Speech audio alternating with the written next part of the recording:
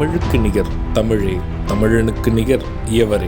2 அடியில் நம்மால் எதுவும் செய்ய இயலாது என்று எண்ணும் மனிதனிடத்தில் 2 அடி குரலில் எதையும் நம்மால் செய்ய முடியும் என நம்பிக்கையை ஊக்குவித்தது திருக்குறள்.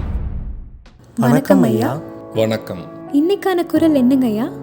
இன்னைக்கான குறள் அதிகாரம் 111, புணர்ச்சி மகிழ்தல்.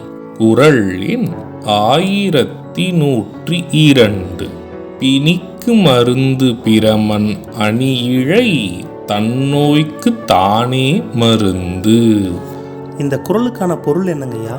இதற்கான பொருள், மற்ற எத்தனையோ நோய்களுக்கு வேறு மருந்துகள் இருக்கின்றன.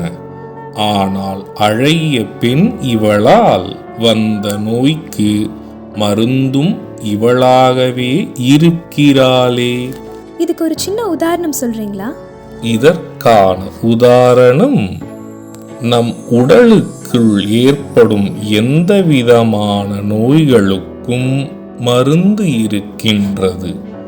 ஆனால் அழகிய பெண்ணால் நமக்கு ஏற்படுகின்ற நோய்க்கு அப்பெண்ணே மருந்து ஆவாள். நான் சொன்ன குறளும் அதோட விளக்கமும் உங்களுக்கு பயனுள்ளதா இருந்ததா?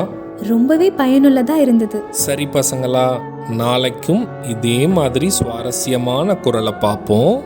நாளைக்கும் இதே மாதிரி இன்னொரு குறள் பத்தி தெரிஞ்சுக்க ஆர்வமாவும் இருக்கும்.